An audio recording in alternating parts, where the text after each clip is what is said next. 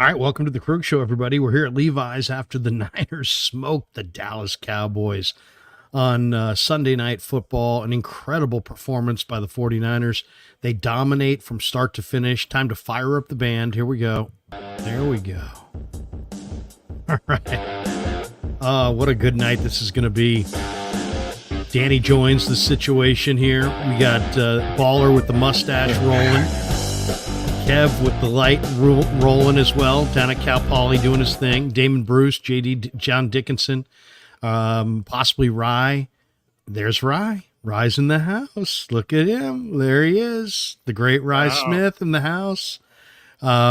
We are brought to you by Pig and a Pickle, best barbecue in all of Northern California. Check them out. Emeryville, Corte Madera. They're open 7 days a week, 11 a.m. till 8 p.m. We're also brought to you by Underdog Fantasy. The Krug Show has partnered with Underdog Fantasy this football season. Underdog Fantasy gives fans a way to play alongside your favorite team all season long. Check out their weekly pick-em players, and you can pick between 2 to 5 players to select whether they'll go higher or lower on their game stats. You can win 20 times your money. So I made some picks today. You can enter the same as me, or you can make your own picks. Sign up using the link in the description and use that promo code KRUG, K-R-U-E-G, and they'll match you up to $100. We're also brought to you by New York Style Italian Sausage and, of course, MarinAutoglass.com. Guys, what a game, huh? 49ers put one on the Cowboys. And I made a prediction the other day on the show that it would be 35-14 Niners. Today on 95.7 on the pregame show, I said 30-7, and I just thought it would be a one-sided affair. I knew the Niners would score points. I thought the Niner defense would hold these guys down a little bit, but 42-10, and then just going into the locker room and talking to Oren Burks, talking to Demetrius Flannigan-Fowles, getting a chance to talk to some of the players. The Niner defensive players didn't like the fact that Dallas's defense was being talked about all week as this awesome number one defense when the Niners had the number one defense in football a year ago, and they added Javon Hargrave. So they don't care what the stats say. They think they got the number one D, and it rubbed them wrong all week, having people say, oh, well, the Cowboys have the number one D, the Cowboys have the number one D. So what you saw tonight was Brock Purdy continuing to play at a high level, the Niners running the hell out of the football, and then a fired-up defense. My favorite play of the game, and I'd love to hear your guys, but my favorite play was the fumble by Pollard, forced by Warner, but then Kevin Givens, a defensive tackle, hustling downfield on the sideline. If you don't have a culture of hustle, no defensive tackle should have been anywhere near that play. Instead, the ball pops loose. He's got like literally a nanosecond to react. He pops on the ball, gets the fumble. Now, of course, the Niners fumbled it back to them a couple plays later, so it wasn't like it was the pivotal play in the game, but I just thought it was a hustle play by Givens, and it was great to see. But let's go around the room. You guys saw this game. You watched it on the tube. I mean, 42-10, it was a rout. What did you guys think of it?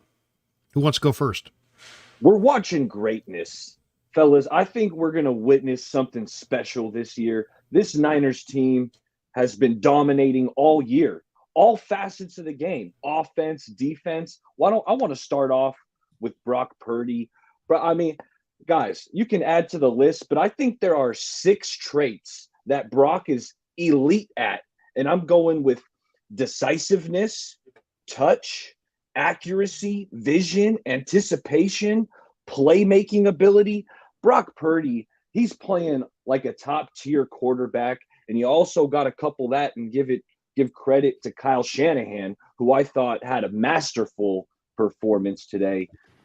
Aside from the trick play, which obviously was flea flicker, phenomenal, the reverse flea flicker, and Purdy threw it on the money. There was a dude in his face. There was a big D tackle that was hitting him as he was releasing it. Purdy, phenomenal. And then before we pass it around, I got to talk about Fred Warner, who was just spectacular today. Awesome, yeah. He had the sack, and what was fun, on the sack, he managed to shut down like a drag route across the field on the same play, shut down the drag, and then he attacked Dak Prescott for the sack. But he also had the interception. You mentioned the forced fumble. He ran a seam route with Brandon Cooks stride for stride, like 40 yards down the field. Like, Fred Warner is different. He is the best, as Nick Bosa said in the post-game interview, he's the best linebacker in the world. I think him and Greenlaw are both spectacular. Well, totally spectacular. By the way, some of the media, I couldn't believe it. One of the questions in the room was, what do you call that play that trick play? It's like I was yelling flea flicker before that thing was even caught. I thought that was just everybody knew the flea flicker, right? I mean, did you guys ever go to recess as a kid? Hey, the flea flicker. Yeah, flea flicker. Yeah. Hey, I got two things to say. One, definitely second what Baller said, but one other thing I just wanted to say. Actually, I'll let Jimmy say it. Let me let Jimmy say it.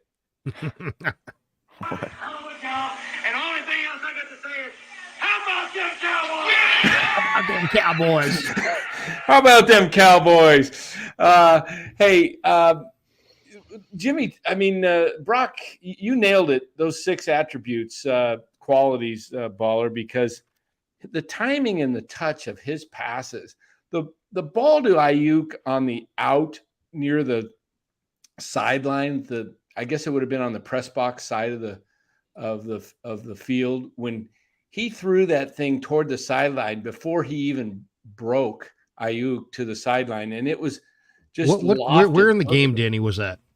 Oh gosh, it was in the second half, I believe. Okay, I thought that's what you were talking about. But it was just, I looked at some stats. I didn't cover the whole NFL, but I looked at about 10 teams that have pretty. You're talking about the 1st and 15 from the 20-yard line where he went to Ayuk on the sideline. It was just a flat out dime. Yeah, I think it was that one. Yeah, it was just but I looked at the yards per catch or per throw with Brock. They averaged 10.5 yards, 10.5. I think it was the highest in the NFL. And these were not dink and dunk, rack, run them up. I don't want to hear dink and dunk. No. These were 20, 30 yards down the field. And Chris Collinsworth was just raving about Brock Purdy, about his touch, his ability to see the field. He says, this guy goes through his progressions as fast as anybody in the league. And he gets the ball out quick. And, I mean, the one that was over the middle, I'm trying to remember. Yeah, it was to Ayuk. It was over the linebacker just by like this much. Oh, he just lofted it. Just a perfect dime. Beautiful pass. And the touchdown to Kittle, too, in the back of the end zone. Yeah. He's that so was incredible, great at getting the ball up and down. That's a skill because you got to get it over the linebacker, and then it's got to fall right in the breadbasket of the receiver. I mean, all of those touchdown passes to George Kittle were special, right? The first one, he escapes the pocket, right? Breaks out of the pocket. He hits Kittle just in stride on the run. Then you had the reverse flea flicker to Kittle. And then the third one, he had to drift back, get the ball up and down. So, just an exceptional, phenomenal performance. And it's becoming the norm, fellas. This is the norm. He's not – people are waiting for him to get worse. He's getting better. He's getting better every week. Rye's in the house. Rye, good to see you, man. What'd you think? What's up? Yeah, Chris Collinsworth.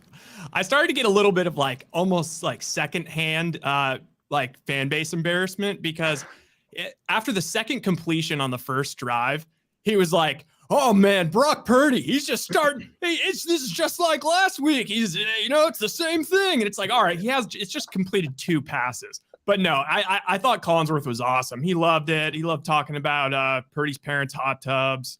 I thought that was all really cool. He gave a lot of love to Warner. I think my favorite play of the game was when the game was still, it was still somewhat, it was a game, and it was after the Cowboys kicked the field goal, and it was like, all right, it would be really great if the Niners could answer this, and it was 3rd and 10. Purdy throws an absolute dime to Ayuk on a crosser for about 40 yards. Then they call it back. That's right. I think I don't remember who the penalty was on. Burford. Bump him back to 3rd and 15. And then he just does the same goddamn thing to Debo. And I was like, oh no, dang it. Would have been 40 yards for Brock and the stats would have looked way better. And nope, right back to Debo. So I thought that was just badass. I also loved the fumble play too, Larry, but I actually loved it because I wasn't at the game. I was watching it like partially on Twitter, although I was watching the game, but I wanted to see the instant like Skip Bayless reactions and stuff. And I could already see the argument was being built that after the BS, Givens recover, that wasn't really a recover, that the floodgates just open. So I was kind of happy that they just gave them the ball back and were like, all right, ball doesn't lie. We're still going to beat your ass. Like, it doesn't matter. Doesn't matter. Do you know what I thought was one of my favorite plays of the game? The JP Mason 26-yard touchdown run. Oh my goodness. Rumbling. Dude, he's a big, fast running back who barely ever gets any time. Do you think Mitchell gets his job back when he comes back as a He can't stay healthy. It's a great question. I don't know. Because Mason is more explosive up the middle. I mean, he takes on guys and just drives them he gets 7-8 yards. He takes guys for 3 yards with him, and after they gang tackle him, and then he's got that burst. And Mitchell got it too, but he can't stay on the field. I know Mitchell got hurt in practice last Thursday, had a knee problem, and I mean, I don't, somebody was saying, oh, they had to trade Mitchell. I don't know. Trading running backs in the NFL is like trading starting pitching in like July or August. You know what I mean? It's like, you just kind of feel like you're going to need that guy eventually. This one on the goal line says Brock is so legit. I mean, that's really it. We can sit there, we can talk about this and that and traits and labels and plays, and the bottom line is the guy's freaking legit. It's just it's amazing to watch him. Kev, what'd you think of the game? I don't know if you can put a how did it stat. televise down there to Cal Poly? I know, watch it on Peacock. I don't know if you can put a stat on this, but it's absurd, the decision making of Brock Purdy. It's like, does he ever make a bad decision? I mean, Kyle called him flawless. He said he had one bad throw to Ayuk that was behind him during the entire game. So we're talking about 2 back-to-back games of basically flawless performances from Brock Purdy. I mean, it's just crazy. It's crazy. I don't even know what to say about it at this point. I think he's an MVP candidate right now, and I think you're being disingenuous if you say that he's not. Like, honestly, statistically, like every other quarterback, there's no caveats for how well you play. But for him, you got to factor in the 2 rushing touchdowns too, because those are sneakily hidden in the passing touchdown stats. And the speed of this defense. Look how fast this defense was. And this defense has got Micah Parsons, DeMarcus Lawrence, Hankins got a couple bat downs. They got all kinds of talent up front, and they just carved them up. Just absolutely carved them up. And I'll tell you that I thought a lesser quarterback would have turned it over. With that much pressure and that much speed, this guy doesn't turn it over. I mean, the accuracy of Brock Purdy has to be discussed at this point. The ball comes out on time, and he throws. I mean, let's just say he makes 25 throws in a game. Like you look up at the end of the game, it's like half of them are flat out perfect.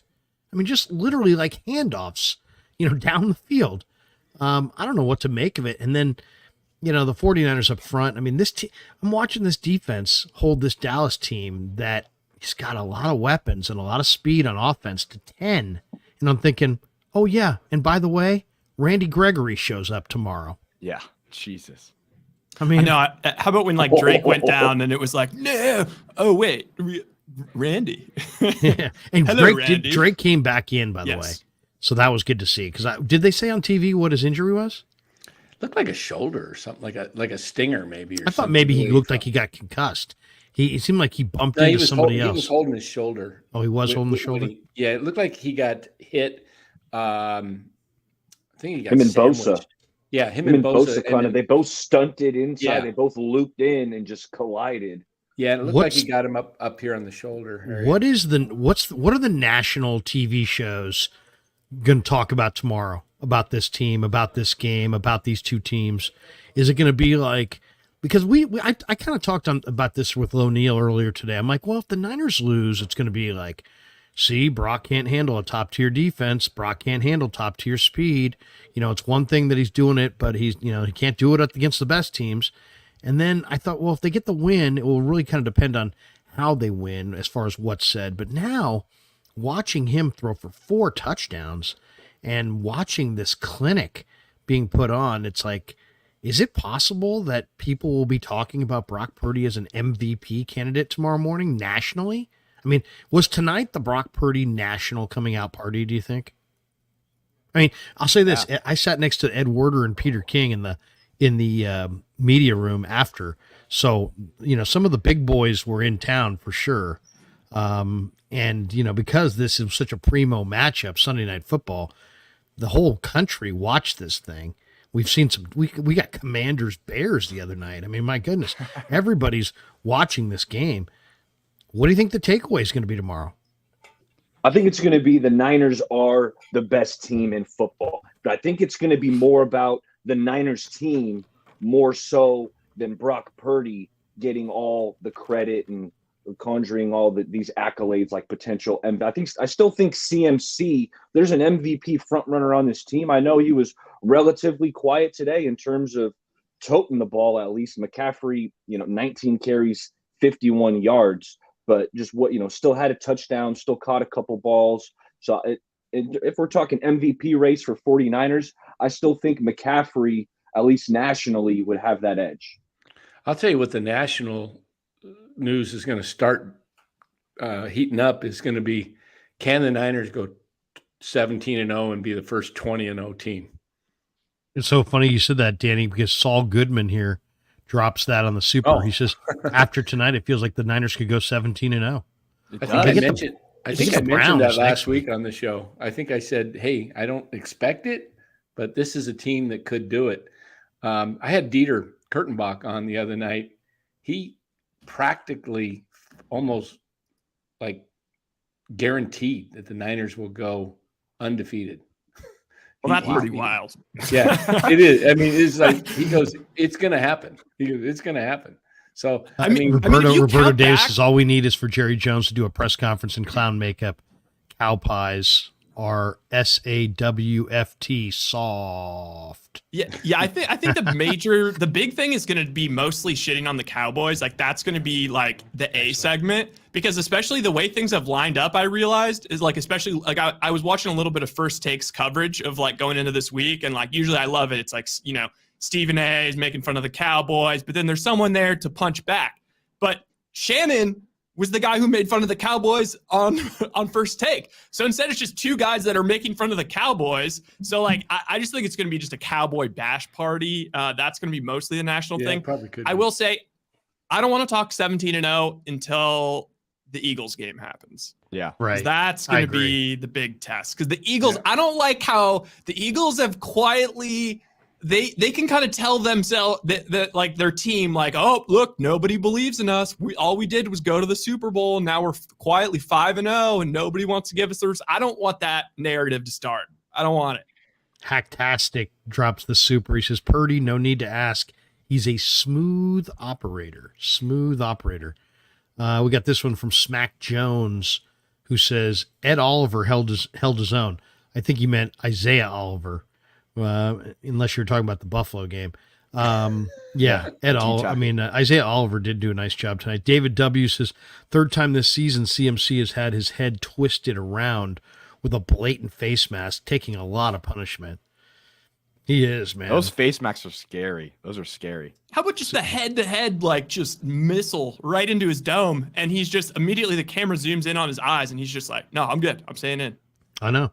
And not only that, it's like you got JP Mason, who's 240 pounds and is big time. And I asked Kyle, I'm like, what's his potential? He's like, yeah, I don't know. I don't know what his potential is. He looks freaking great. It's like, this guy's, to me, he looks like kind of like a Marshawn Lynch. Jimmy, what does I say? Jimmy Five Cushions says, still think media aren't allowed to mention Brock Purdy was all Big 12 multiple times. Same conference that had Baker, Mahomes, Hurts, Caleb, Kyler, etc.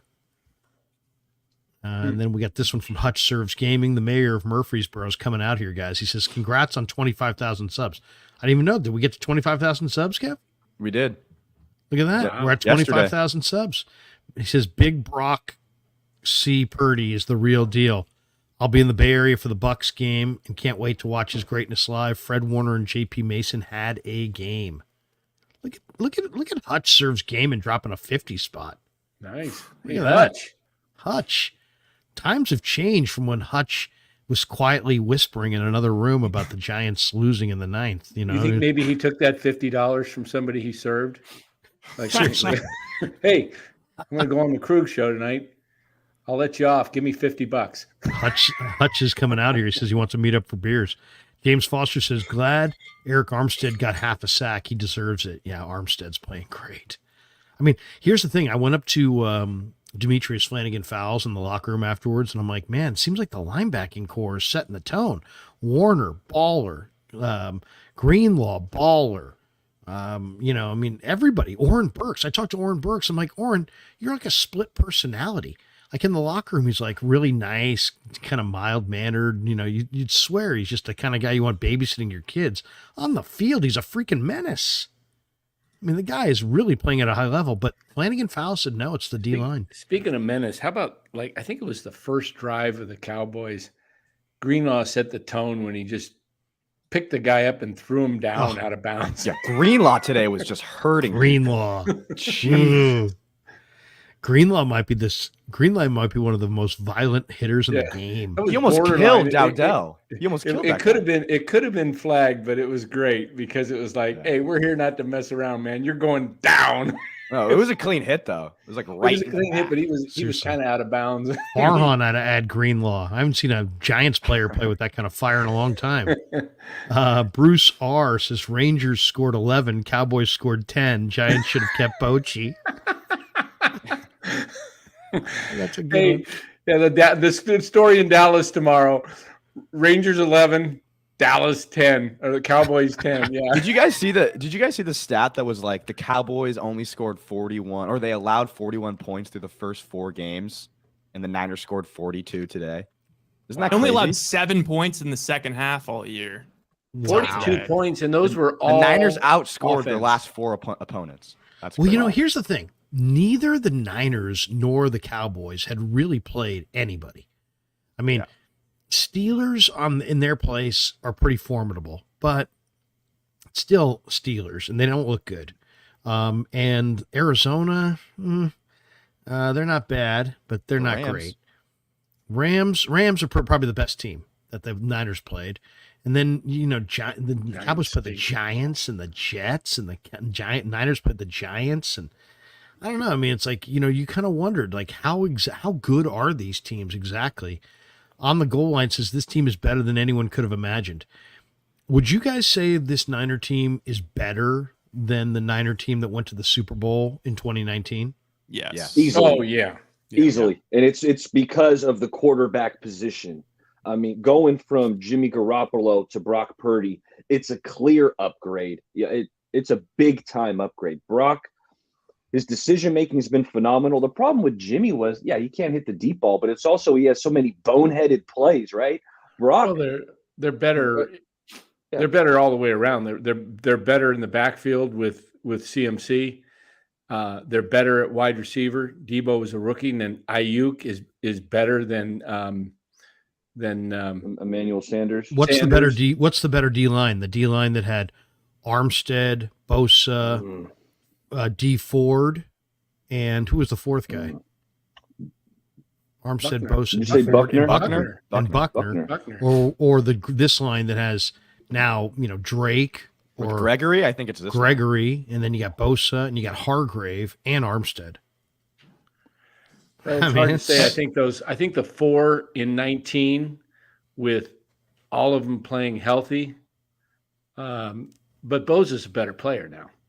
Okay, wait, I've got something kind of wild. Speaking of, because I know Baller at the beginning, you're like, I think like we're watching something like greatness, like some real greatness. Like, I really believe that like when you see those Debo interviews and stuff, like during Super Bowl week last year, like I believe the Niners team, like they didn't even feel like they lost the NFC Championship.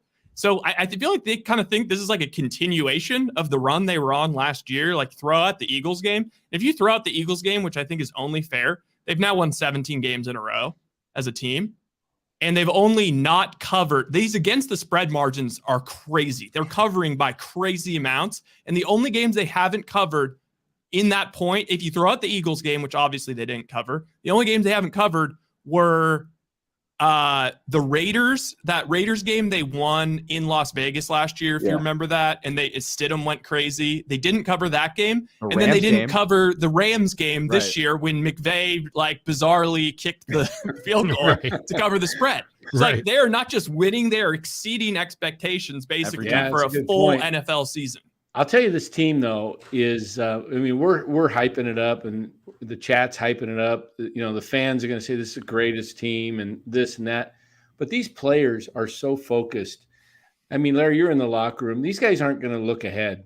This team is not going to look ahead. They know what it feels like. They know what it felt like to get it kind of robbed, taken away, where they didn't even get a chance to play against Philadelphia last year. So they're taking it week to week, and their goal, I can tell. They had the vets on last night or tonight. They had Brock and Kittle and Warner. They interviewed after the game, and they asked, a question about, how good can this team be or something like that. And Kittle just was like, Brock goes, well, we're just taking it one week at a time. The reporter goes, oh, I should have known. I asked the humble guy, and he's going to be humble. And then Kittle says, we all would have said the same thing. We just taken it week at a time, And I really think, kind of like college football. If you just take it a week at a time, you're Alabama, and all of a sudden you're 13-0. And you're playing for the. They've been there, Danny. They've been to the Super Bowl, so they know. They know that you can't get too excited, and it's a long year, and you got to stay healthy. Also, let's be honest. What's humbling in the NFL is I saw Trent Williams talking to a group of people at his locker, and he's like, "Hey, man, I can sit here and dwell on Parsons and Parsons this and Parsons that and this and that." He's like, "Dude, I got Myles Garrett waiting for me next week." Right. Myles Garrett's playing maybe as well as Bosa. He's like he just called him number 95. He's like, number 95's looming. You know what I mean? So there's a lot of great players in this league, and none of these games are going to be easy. On the goal line says this team is better than anyone could have imagined. I think the main reason that this team's better than the 19 team is what Kyle said today at the presser. He said something like, I can't remember exactly what he said, but he said something like I have to stop myself from calling too many pass plays. Like, he never would have done that in 2019. Didn't they have 9 passing plays against the Packers in the NFC Championship game? They ran the ball 40 times. Right. They took the ball out of Jimmy's hands in that playoff This team has a passing attack now, a very legitimate passing attack that they didn't have in 19. So exactly. Well, Rice said it. Rice said it on the one where they had the pass play going, and they got called back on the Burford penalty, and then all of a sudden, here comes another pass play on the very next play, and it was even better. It was a spectacular 40-yard passes. Yeah, Brock Purdy right now is it's playing at a level that's just unfreaking believable, and it's like Jimmy was like, hey, he's resilient. He can bounce back from hugely negative plays. How about this? How about a quarterback who doesn't make hugely negative plays, and then you don't have to bounce back? I don't even know about the personal resiliency of Brock Purdy because he plays at such a high level. It's like he doesn't make those mistakes. We got this one. Shout out to Grant and his posse wanting Trey Lance. There you go. Trey Lance was in the building for this. What do you think Trey Lance was thinking today? I could have been on that team if I had just played my cards right. You might be thinking I'm making $30 million more than this guy. Yeah, exactly. He's saying, take the camera off me. Why is the camera guy 5 feet in front of me pointing this camera at me? Did they have a lot of cameras on him? They showed him a few times. Oh yeah, of course. Matthew Rowley says Purdy isn't top tier or elite. He's special in the way Brady Montana isn't top tier or elite. He's special in the way that Brady and Montana were special. He has that it factor. He's a killer, a leader with a chip on his shoulder. He's the reason for this team's performance, not McCaffrey. If you guys had to vote, you get one vote for the MVP, and you got to give it to Purdy or McCaffrey. Who's getting it? Because I'll say this, I'm giving it to Purdy, because you take McCaffrey out, You got Jordan Mason, you got Elijah Mitchell. The team's not as good, but they're still winning games. You take Purdy out for Darnold, and who knows what would happen. I think Purdy's meant more to this run than McCaffrey. I just think quarterbacks, and also the MVP's become a quarterback award. But who would you guys vote for between Purdy and CMC for MVP? If it came down to those two, and you can't vote Josh Allen, you can't vote Mahomes, you can't vote anybody else. Yeah, it's got to be one of those two guys. We got the entire Niner delegates, the entire Niner fan base together, and we were like, "Look, guys, we can't be splitting votes here because neither of them are going to win the MVP. If that's the case, we have to decide on one." Oh God, I think I'd probably at this point still make an argument for CMC just because he's been that insane. He has been insane, and this was kind of his one. Right, he's counting. CMC coming into today had counted for 40% of all the Niners' yards. But Purdy is not far behind and could surpass. Baller, Kev, what do you guys think? Yeah, Danny? I think the national media would go CMC because he's that big name and he has just been spectacular. But just watching the offense and how good it's been under Brock Purdy, I'm going with Brock. Yeah, I'm going Brock. I think it's an easier path. I think CMC has to just do something. He is doing something incredible, but he's going to have to do something insane to just keep getting these touchdowns every game and keeping on that pace. I think it's a lot easier for Brock to just keep going on his path. It's hard to believe Brock's even real sometimes. Did you guys see the video of him playing with the little kids in the Bay Area? Did you guys see that? Yeah, you guys didn't see it, did you? Did you guys see that? I saw a snippet. I really want to lie and say I saw it, but I didn't. Let me see. I might be able to find it. I think I scrolled past. It's unbelievable. It's unbelievable. I mean, it's just you got to be kidding me. This is their quarterback now. He's just the guy is just, face of the franchise. You guys all saw the Steven Ruiz thing, right? The whole he's 25th best quarterback. Yeah, he's just trolling. He lives in a world of hypotheticals. That's his thing, is that he likes to think, okay, if you put this quarterback on a random average team in the NFL, what would they do? But it's dude, how about this? If you weren't on the Ringer and Bill Simmons wasn't your boss, would we be paying attention to your shit? No. So shut the fuck up. Yeah, he's just flipping it around on him. Yeah. That's hilarious. You see his tweet after the game? It was he was trolling. He was look, they benched Brock Purdy or something like that. Something stupid. He said that. Is he the one that said if the Niners win the Super Bowl with Brock Purdy, he'll stop following sports? Yeah. Okay. It's based on his takes. It looks like he stopped following sports a year ago. How about this though? Ruiz isn't converted, but this is a big moment, Larry. As you know, Ted finally tweeted out that it's happened. He's on the other side. There's no more reservations. Really? Yeah. Ted's come on over. He's a converter. I feel like I've had a hand in Ted's. Ted was a big Jimmy guy. And then became kind of a big Trey guy, and so Ted's been through a lot. It's been a very emotional time for Ted as he comes to grips with the fact that he was just terribly wrong. By the way, the Canthal kid says, "Go Niners! Purdy is him. This donation isn't for you, Larry. This is for Kev. He's been killing it with the channel production. Love you guys." What? Yeah, he's marginal. Are you kidding me? I've had so many better helpers. I'm a platoon player. I mean, he's probably my fourth best kid. I mean, I have other kids. I mean, come on. I got a 14-year-old who's a genius. I got a daughter who's beautiful. I got a kid who plays varsity baseball. So you're gonna this guy's just messing around. Yeah, you platoon your kids, right, Dad? Platoon your kids. Yeah, because this guy's going to Portola concerts. Could you imagine, if Kevin was on Dan's YouTube channel, you really think he'd be putting up these kind of numbers? Exactly. Just call your. He's going to platoon you, Kev. Just call your dad Farhan. Don't call him Dad. Just say, hey, Farhan. As far as content creators go, he's dinking dunk. Kevin is a system child. He's a system. He's a product of the system. There's no doubt. Hey, Colin Tracy says we manifested JP Mason's breakout, Larry. Yeah, I feel like we had something to do with that, guys.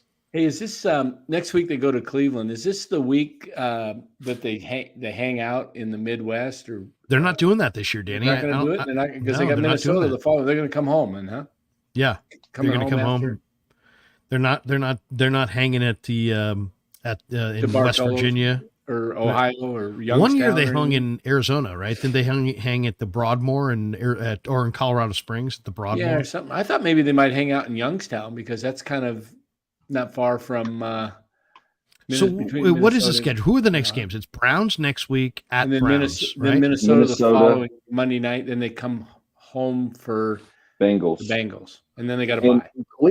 Cleveland's coming off a bye, right? I know Deshaun, he was banged up. He missed the game. DTR played, looked atrocious, but Cleveland has a bye, so they were watching closely what happened today. And then when they play the Bengals in the Bengals have a bye. What's with that? Are coming off a bye. It was something that was not only that, guys. Have you check the rest deal on the Bengal game?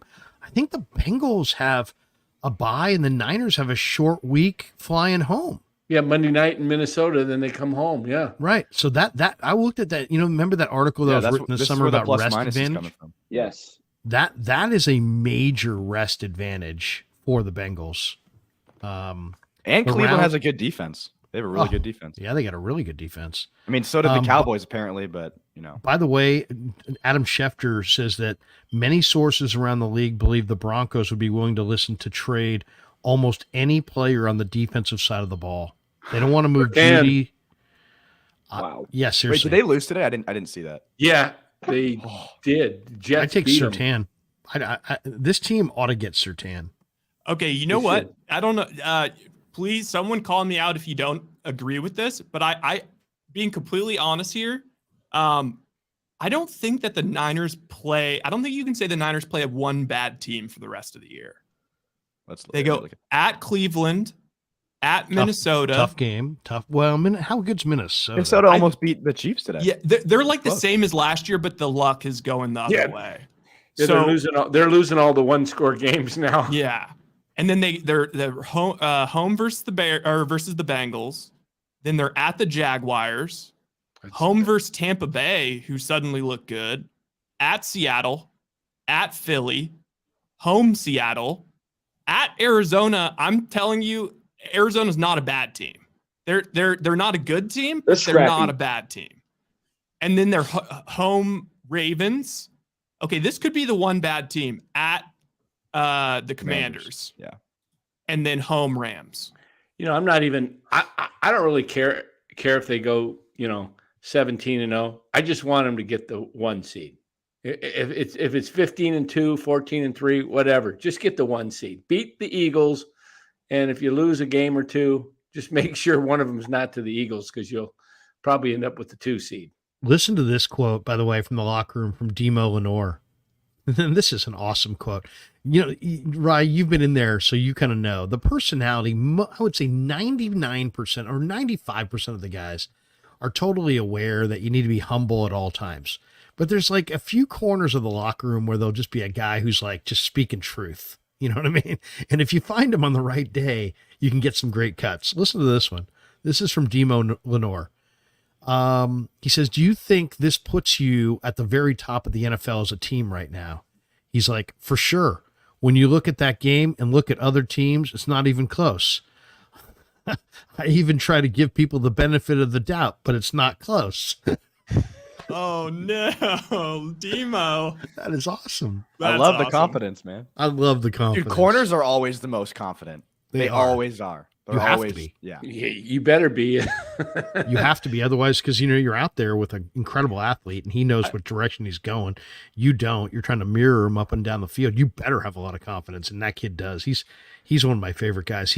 He trained down at the Mamba Center this summer in LA, and he's just bigger and stronger. And Rye, you remember Demo. He's just such a, he was a great player last year, but now he's like, grown into like his man body. And I said to him at the beginning of this training camp, I go, man, you look like you've, put on some weight. And he's like, I've actually lost weight. And I'm like, oh my that, because he was kind of yoked up. And I'm like, dude, last year, you looked like you were bigger. He's like, no, I've actually lost weight, but I've gained muscle mass. So, he's in incredible shape. He's playing at a really high level. And not that they don't, not that he's not, but if they could, Mooney Ward always has groin problems. You can't fake corner. If somehow Denver falls out of the race completely and they just want to move Surtain's only got like a $5 million cap hit. Man, I'd give multiple picks. I wouldn't give my first because I think the Niners need to hold that and back to try to get an offensive tackle, but maybe a 2 and a 3 and a future pick. And I don't know, but I don't even care how he looked against Tyreek Hill. He's a blue chip talent guy. He has the size, he has the speed. He's legit. What happened to that one corner that tore his knee? He was he was playing great like 2 years ago. Jason Verrett. No, not Verrett. The Ambry Thomas or no Mosley? Womack? No. Yeah, Mosley moved on. Mosley moved on. Verrett? Yeah, Mosley. No, he's talking about E-Man. He's talking about E-Man. E-Man's in Detroit. Detroit. Okay. Did you see the pick by Weatherspoon today from the Rams? Yeah. No. That was sweet. He got like pretty torched like earlier, but you talking about Akello? Yeah. He had a nice pick and got his feet right inbounds barely in the end zone, but he got beat over the top, and then next time they tried to throw the same thing, and he cut him off. I'll say this: Akello's got blue chip talent. He just hasn't been able to put it together. The Rounder says, "Can we give McKivitz some props? Coming from an old line coach, doing the same what McGlinchey would do, but for $15 million cheaper." Yeah, that was a really good move there to the whole O-line. Well, we got to give credit to the whole O-line. Yeah. Did Banks Micah went out Parsons, too. Did you see him making a ton of plays today? Because I sure didn't. I thought Parsons was neutralized. John Hankins, had a ball that hit him in the face and he batted a ball. That might have been their best defender on the day. Yeah. He had two PBUs, right? I think he had 2. Yeah. We got this one from WTM, who says those 2 touchdowns Purdy overthrew in the Rams game. Imagine those 2 passes are complete, and we finish that game with 44. Does the world believe us sooner, or do the world believe us sooner? I think tomorrow's going to be a big day for Purdy. 4 touchdowns against this Cowboys team. I think there'll be a lot of people recognizing that he was pretty damn good. Can I read a crazy stat? Yeah, go for it. I heard this one from Lombardi. Just tell me what you guys think about this one. The 49ers have scored 30 or more points in 9 straight regular season games. That's been done 5 times in NFL history. Twice by Brady, once by Peyton Manning, once by Kurt Warner, and once by Brock Purdy. Wow. Look at that list. Is it possible that we in this whole, is he good enough to beat out Trey? Is he good enough to beat out Jimmy? That we just haven't really, because of his draft position, had the conversation that is Brock Purdy a great quarterback? Is Mark Willard, who I love, he's playing like one. Willard did a poll question on Twitter about a month ago, and he's like, what is Brock Purdy exactly? And he gave four options, and the best option was a good NFL quarterback. And I said to him, I go, Mark, you left out an option. What about a very good or great NFL quarterback? He's like, well, yeah, he didn't want to be overly optimistic. Is it possible we're watching a great NFL quarterback? Well, or is that, are you guys not ready for that? I think let's just put it this way. He's playing like one and he's getting better, it seems like, every week. So at what point did Tom Brady become great? Was it he won a Super Bowl? Yeah. Was it the first one when he was in his second year and he hadn't hardly played when he stepped in for Bledsoe? And then he comes back the following year and they're, what was that? 2000, I think it was. They were in the Super, and then they come back a year or 2 later and they start winning, rack up 2 or 3 more. He was early in his career, but, started pretty much saying he was great pretty quick. It's a very weird thing. I had Larry Centers on the pregame show last week the former Arizona fullback with Lo Neals. He's a buddy of Lo Neals, and Lo got him on the show. And I did a quick look of Larry Center's football card, and I saw, he finished with the Patriots, who, by the way, got absolutely shellacked at home today. The Belichick era. I mean, it's starting to look more and more like Brady was the key to Belichick more than Belichick was the key to Brady. But I saw that he had played for New England, and so I said to him, "What do you think of Brock Purdy?" And does he remind you of anybody? He's like, he reminds me of when I played with Tom Brady, and he was a young player at that time, but I was an older player. He goes, he reminds me a lot of Tom Brady. That's what Larry Center said, who's an all-pro fullback, borderline Hall of Famer. Brent Jones, who was Joe Montana's tight end in the late 80s, says that Brock reminds him of Joe. Mm-hmm. I mean, this is not me in a live stream. This isn't Danny and Los after the Giants Diamondbacks on a Wednesday night. This is, thank you, sir. This is Brent Jones. And, think about it this way. A guy like Brent Jones, let's just say let's pretend we're Brent Jones for a minute. You played football with Joe Montana. The last thing you want to be doing is telling everybody that this other guy reminds you of Joe Montana, unless he does, right? Because you're probably going to see Joe Montana at some dinner party somewhere.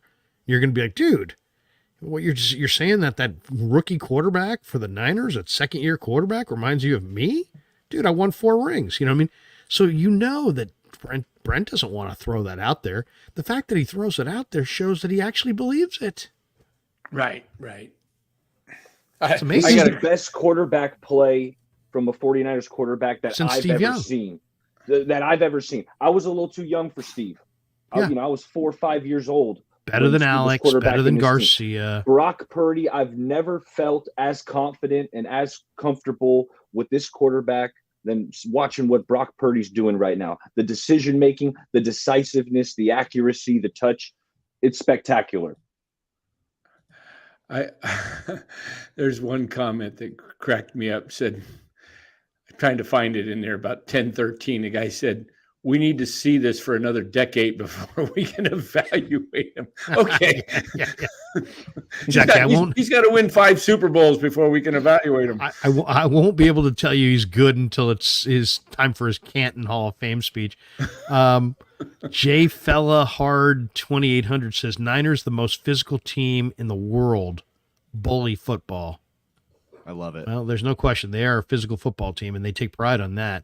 We got this one from Michael Goldberg. Do you think Brock cracks the top 20 in Steven Ruiz's power rankings this week? I hope he doesn't. I hope he doesn't. I hope Ruiz still has Mac Jones. He had Mac Jones behind him. Oh, gosh. You know what the Patriots did today on 3rd down? 1 of 14, and that Ruiz jackoff has that guy in front of Purdy. Yeah, 1 for 14 on 3rd down, the ultimate quarterback down. I mean, my God, that's embarrassing. He's like, I watched the tape, bro. Like, okay. Well, maybe go get your prescription fixed. E. Wiesel says, how about the D breaking on the football fast as hell? Yeah. I mean, it was like they thought there was like a lottery ticket inside of it.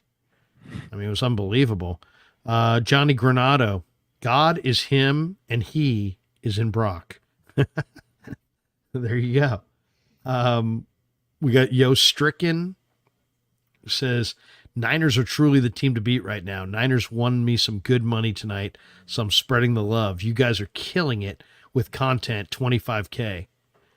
Thank you, Yo Stricken. He made me some money tonight as well. I looked at the all the different options to bet today, and I'm like, I like Detroit, but I don't know. I like this game. I don't know.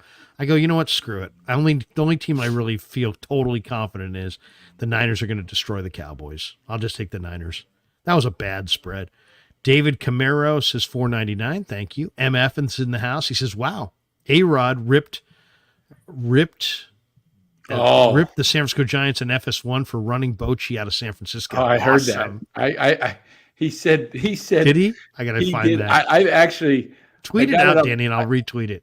I got it on my phone, but I'll have to. Yeah, he he said something like, they ran Bochy out for Gabe Kapler. He's just noticing now. Oh, that's awesome. And we got this one too. Yo Stricken. What does he say there? Juice box. Oh, juice check. Oh, Kyle Juszczyk with 4 catches, 1 for a touchdown. Truly versatile team. Well, how about this? George Kittle had not been doing a whole lot the last month, and he almost made a couple of big plays last week, except they went to other guys. Today, I mean, that flea flicker was something else, man. That flea flicker is really something. If you watch the replay on it, Kittle disguised it beautifully.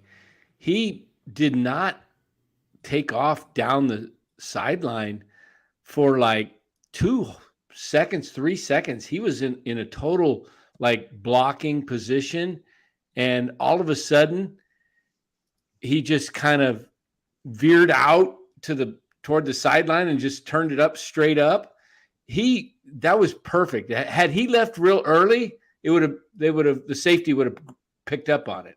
He would have sniffed it out. Yeah. And that's exactly how you take advantage of an aggressive defense. And another way they did it was in the screen game, right? CMC popped a screen for a big one. Even Juszczyk down in the red zone, they got him going. It looked like they really wanted to get Juszczyk a touchdown today, didn't it? They gave him a carry at the goal line, a screen in the red zone.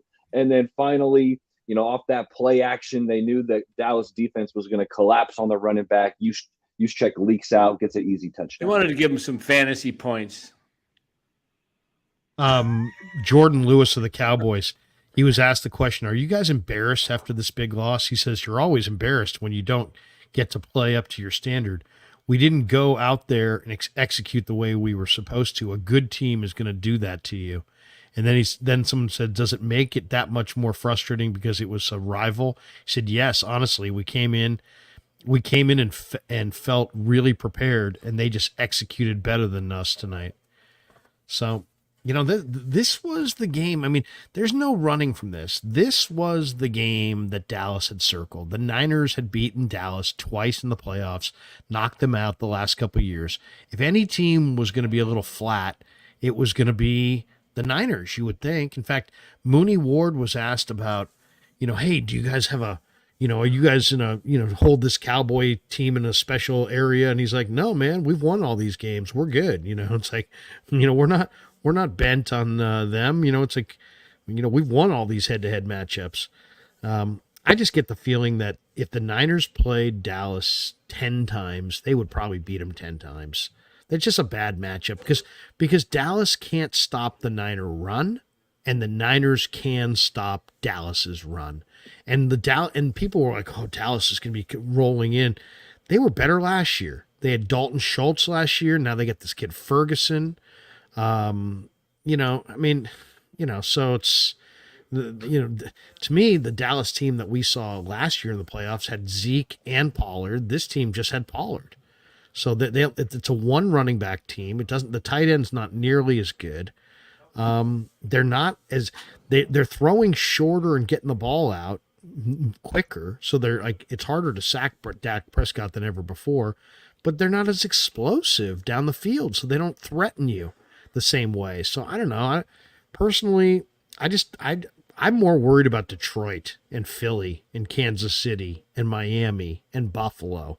All those teams worry me more than Dallas, and not just because of tonight. I don't know. If I said to you guys, let's go around the room on this one. The last team that you want to play. Who's the last team in the NFL that you think the Niners would want to play? If it was a Super Bowl, we know NFC, AFC, and they're not going to play Detroit in the Super Bowl, or Philly. But let's just say, who's the last team you'd want to play on the run to the bowl? Who's the best team? Who's the best team besides the Niners? I guess. I want to play them, but it's got to be Philly. The trenches, right? We know Philly, they got one of the best, if not the best offensive line, 5 across. Those guys are pretty stout. The D line, we got Javon Hargrave from them, but I mean, this kid, Jalen Carter, is an impact player. Hassan Reddick is still there. They still got a really strong front. I know the secondary is a little banged up, but in the NFC, definitely it's Philly. And then, looking at the AFC, man, usually it's an easy answer looking at the Chiefs and Patrick Mahomes. But, man, this year things aren't quite looking the same over there in Kansas City.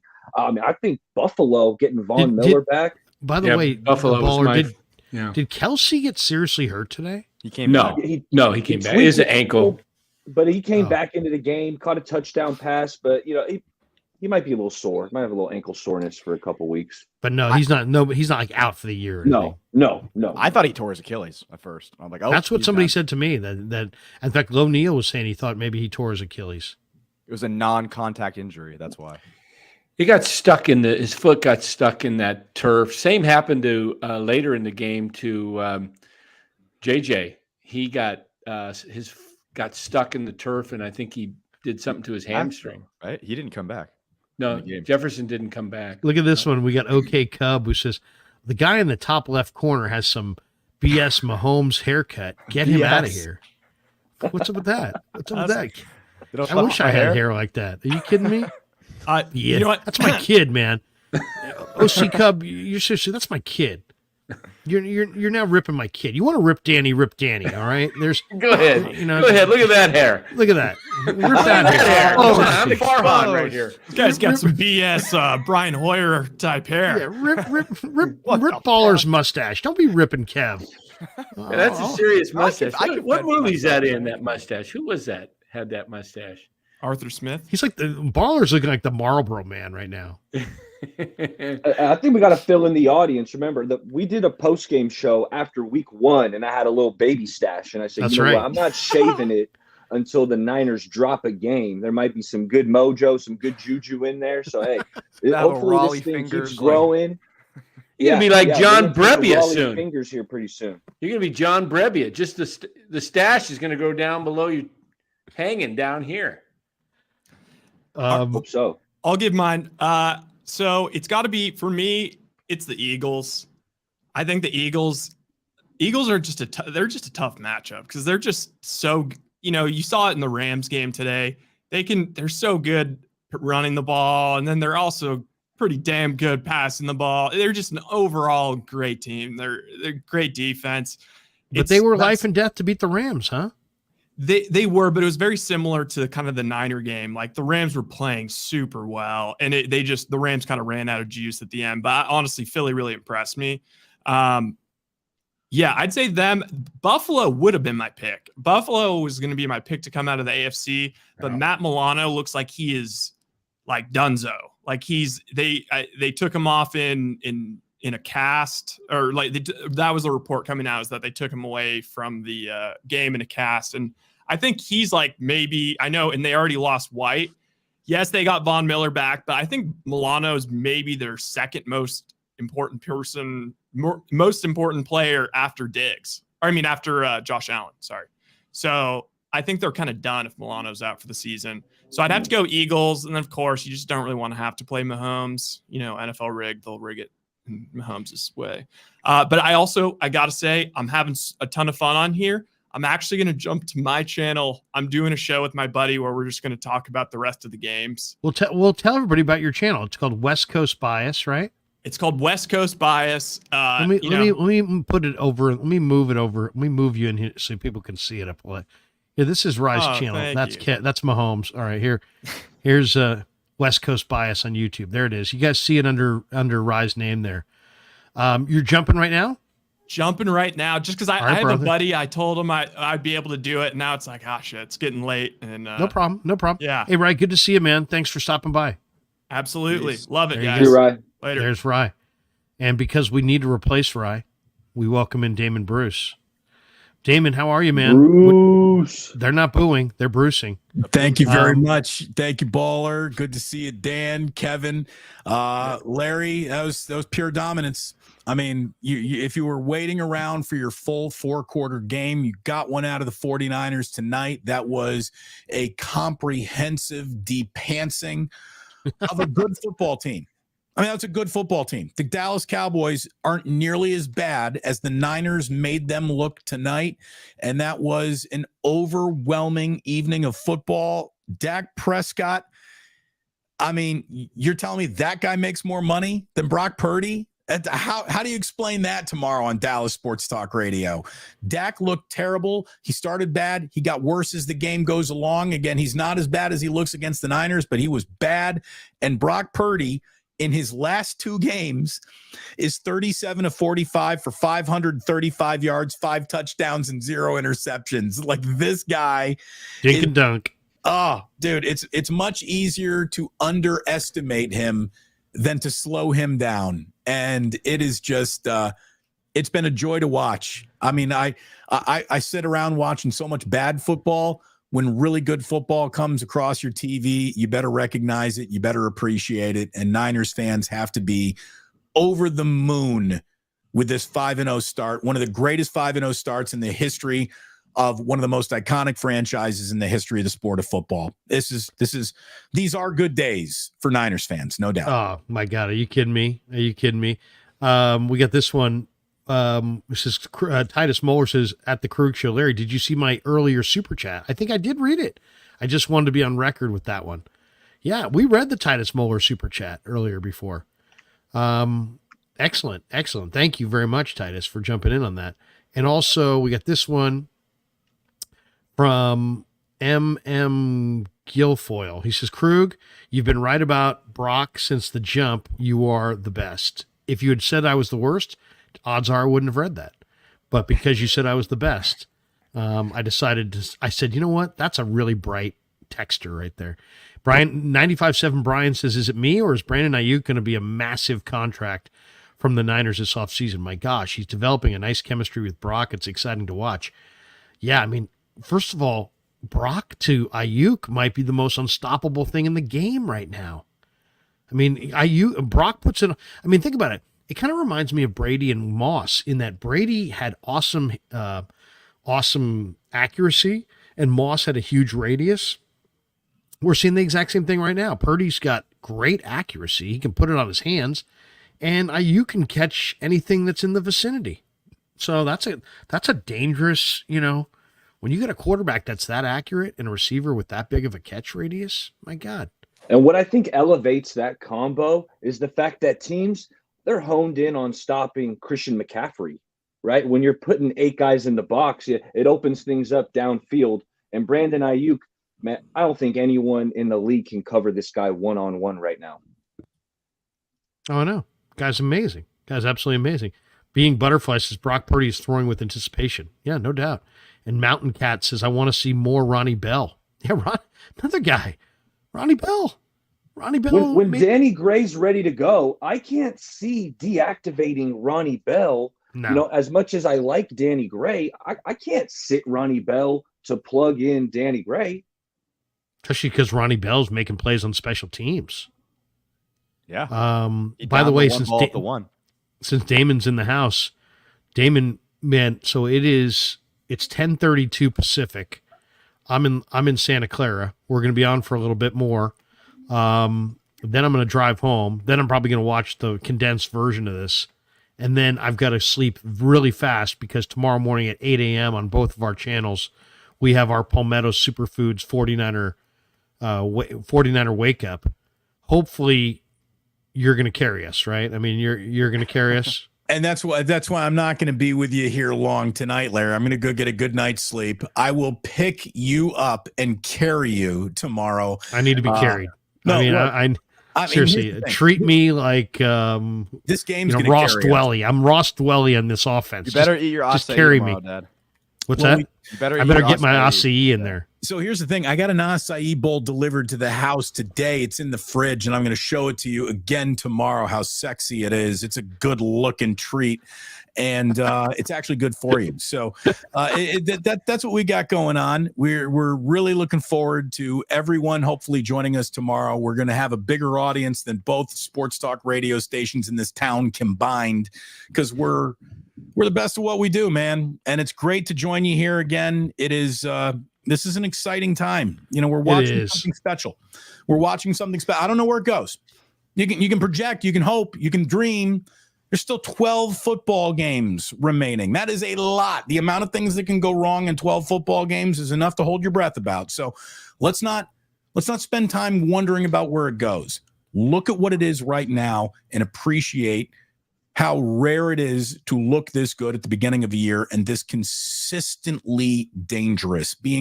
Look around football. Look around all these games. Consistency is hard to find. Consistency is hard to find from the Chiefs. Consistency has been hard to find from the Eagles, who, by the way, looked like world beaters today. They were the Eagles and 49ers are the two best teams in football, not just the NFC. They're the two best teams in football right now. But we're not going to spend tomorrow morning worrying about something that's going to happen in week 13. We're going to appreciate what we have here, Larry. And again, there we go. We're not going to bash other content creators, right? We're just going to do our thing. Well, I know you won't. I know you won't. I won't. I will not. But I'm not here sucking up to anyone who doesn't know shit about football. Oh, here we go. Oh, here we go. Off their content and their followers. What, are you kidding me? Wait a second. We make this right. If we're gonna do this, let's do this. Damn it, let's do this the right way. No, I'm done. I'm not doing it. I'm not doing it. Look, I don't have to do it. I don't have to prove everyone an asshole. Football's doing that for me. The NFL is telling tales. Damon doesn't need to be the jerk. The NFL's making people look like they don't know what the hell it is they're talking about. So there you go. I don't need to make anybody look bad. Reality's doing that. Quackers don't know shit about football. They never did. The whole family's bad at doing their jobs. Damon, you love this, man. I got in a crowded elevator here at Levi's. Crowded elevator. And we're literally like, if I would have had major problems if the elevator had stopped, because I would have been so claustrophobic. We're literally nose to nose. And a guy looks across the elevator and he goes, "Krug." I'm like, "Hey, what's up, brother?" And then he looks down at his phone. He starts diddling. And then he holds up your YouTube channel and starts playing the Kapler rant that you have in the elevator. In the elevator. There's people like on the 7th floor, like, "Wait a second, I want to hear the end of this." Get out! It was compelling stuff. No, look, man, I'm tired about talking about everything on the edge. I want to talk about football, and I want to leave you with this, because I think the overwhelming thing that came over me tonight, like my biggest observation of the year to date, is this. Like, we all know where Brock Purdy started. We don't have to rehash that. We all know the origin story.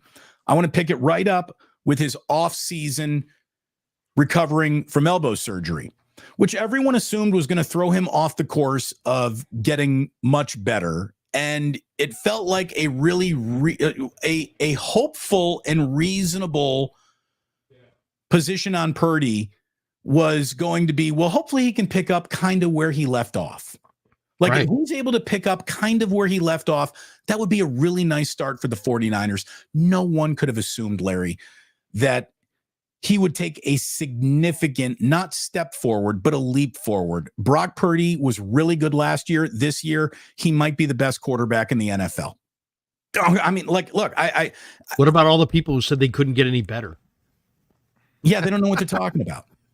And that one was the one that really killed me. Probably the same people who are worried about training camp interceptions. Okay. Right.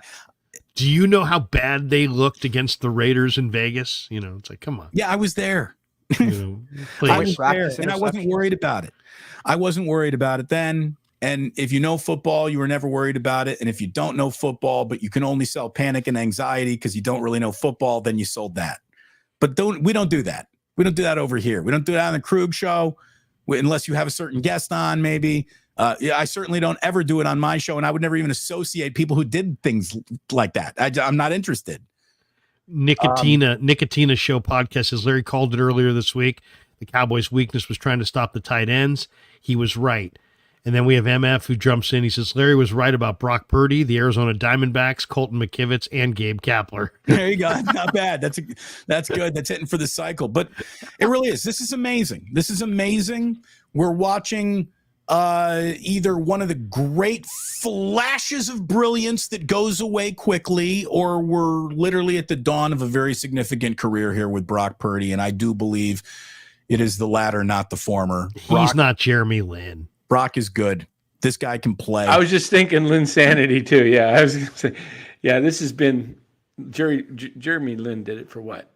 About a month and a half. He did it for a while actually, but I mean, come on, this guy's real. This guy's real. And if you go into the locker room and talk to the players, they will tell you individually, collectively.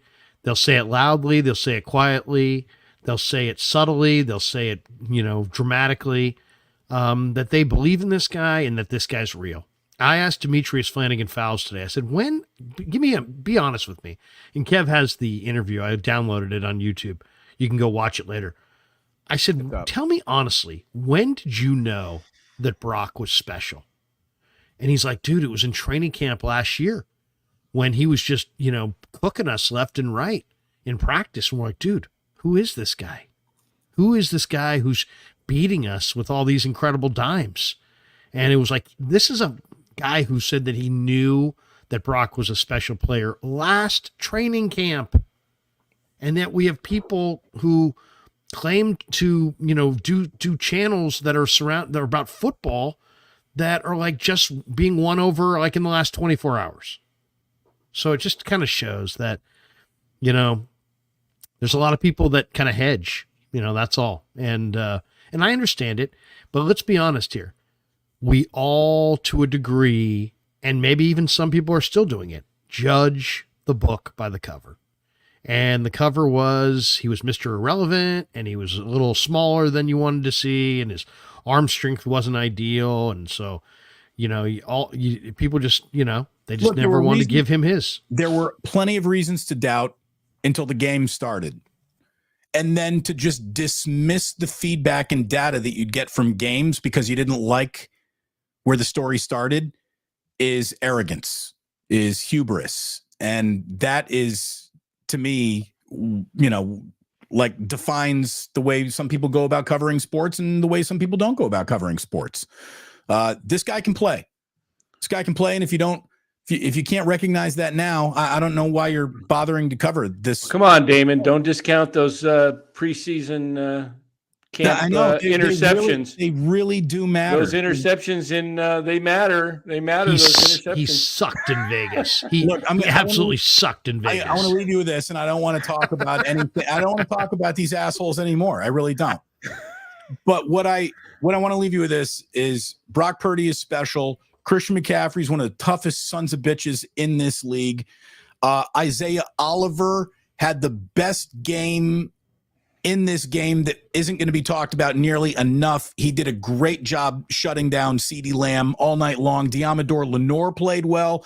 And Fred Warner has a bouquet of great games in his career already. And this is the single greatest game Fred Warner's ever played in his life. He was unstoppable tonight. Fred Warner destroyed the Dallas Cowboys almost by himself tonight. He was incredible. He and Greenlaw together are as special defensively as Brock Purdy and Christian McCaffrey are together offensively. And when you saw this team reach a fourth quarter where it was like, all right, pull your quarterback, pull your running back, and pull Warner, pull Greenlaw, pull Bosa, get Hufanga out of there, get anyone who matters off the field, get Kittle off the field. It was like watching some Warriors basketball. It's like, oh, man, they don't even need to play Steph and Clay in the fourth Just thinking the same thing, Damon. Just thinking the 17, and then they're still Warriors. Shutting down Dak Prescott. The backups are shutting down Dak. Yeah. Warren Burks is picking him off. Kevin Givens is sacking him. The backups. This is what I was saying a few weeks ago,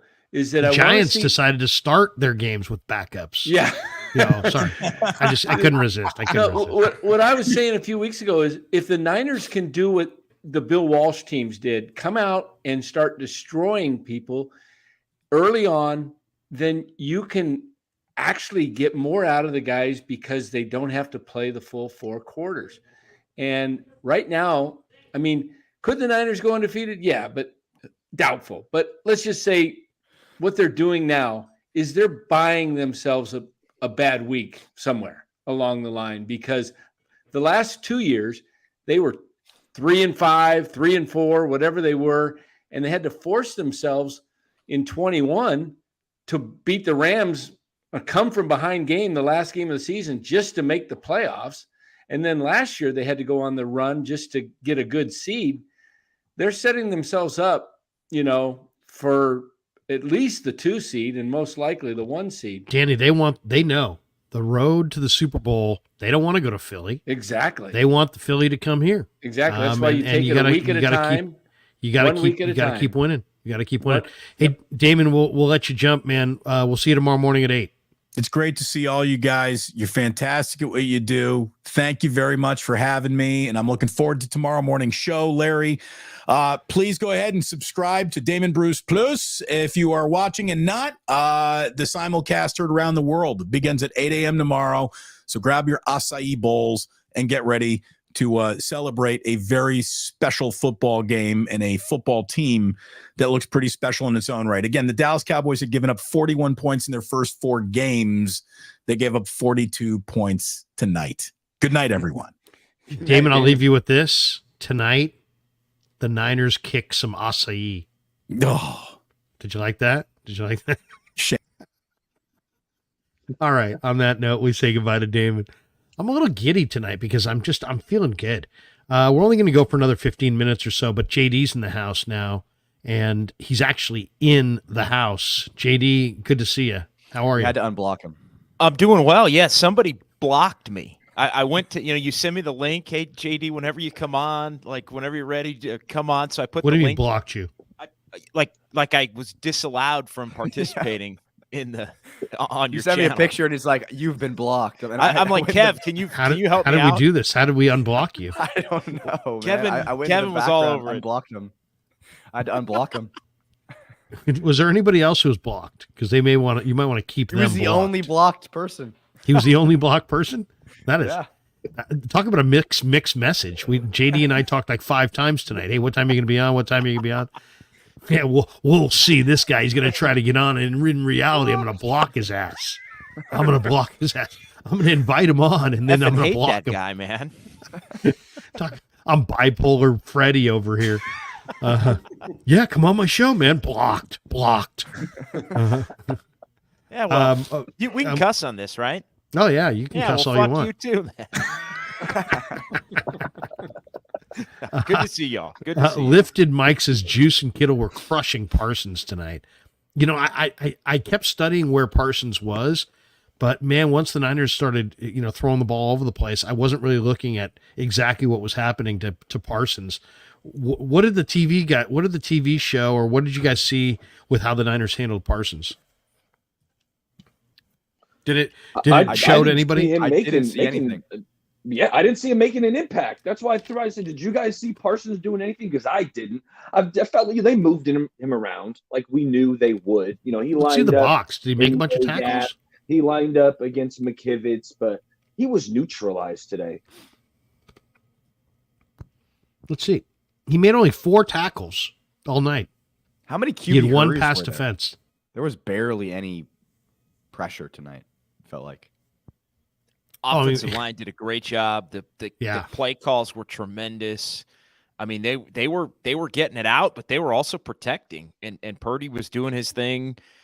Just the subtle off schedule. I mean, just the subtle ability to just evade and get to a spot, but keep his feet in position to be able to throw the football and on time and make a play it's just tremendous. It's just next level. I mean, we're seeing it week in, week out, and just getting used to it. And I think starting to, at least the people that have watched him every week, starting to get a little spoiled by it. It's interesting. It's funny, JD. You cover the Warriors as well as anybody. I'm wondering, are we? Is it possible that we're seeing kind of what we saw in year 1 and 2 with Steph Curry, where it's like, hey, the guy can shoot, but he's kind of small and he rolls his ankles, and I don't know how good he's really going to be, and can he defend anybody? And he's kind of. I kind of felt like Steph was this awesome college player that was passed over. I mean, not really. He went 7th overall, but I mean, if the draft were reheld, he would have gone 1. he was kind of overlooked because maybe he was a smiley face guy, kind of smaller. Could he play point guard? Was he a 1? Was he a 2? Was he really an undersized 2? What do you think, JD? I mean, when you see Purdy, because Purdy is, quarterback is the most valuable position in football, and this guy's playing it at a ridiculously high level, and it's not like he was like kind of not very good at the beginning. He stepped off the bench against the Dolphins down on the scoreboard and lit them ablaze.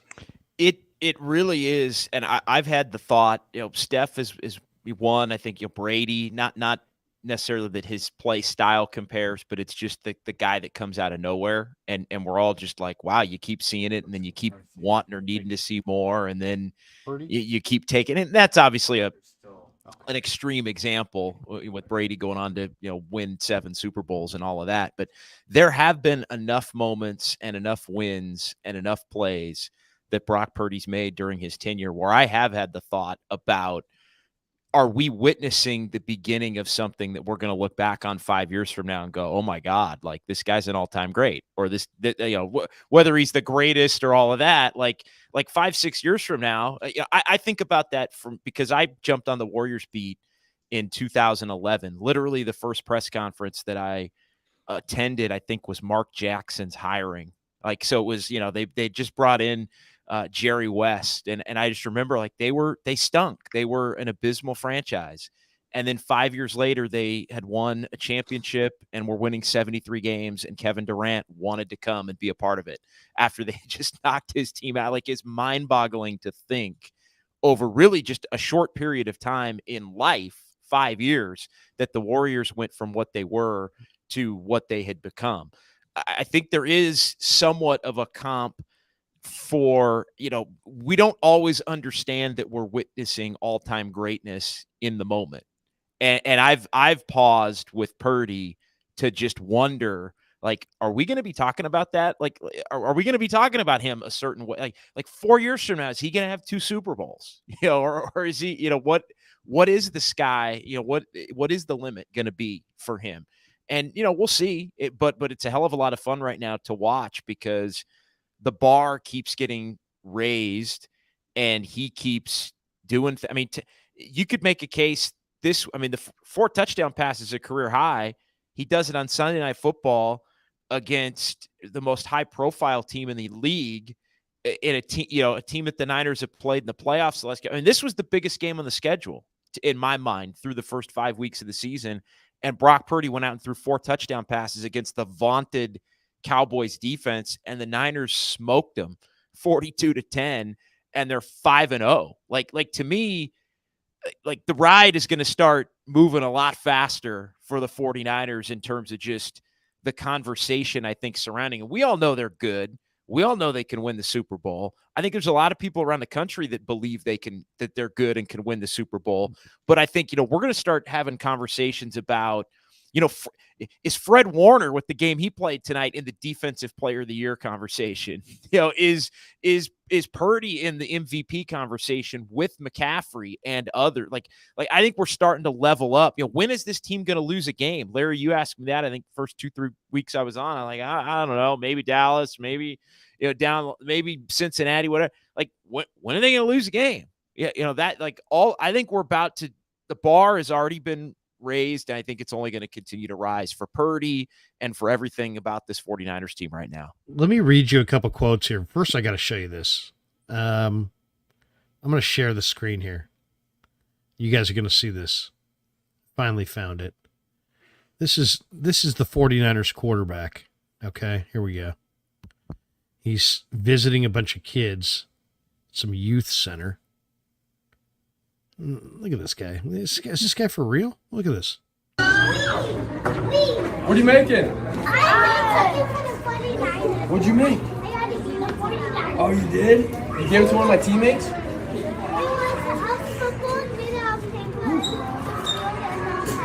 Oh, let's go. I bet it was beautiful. What do you got there? You want me to talk about it?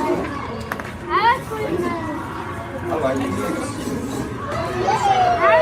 Ooh, that's pretty. That's really pretty.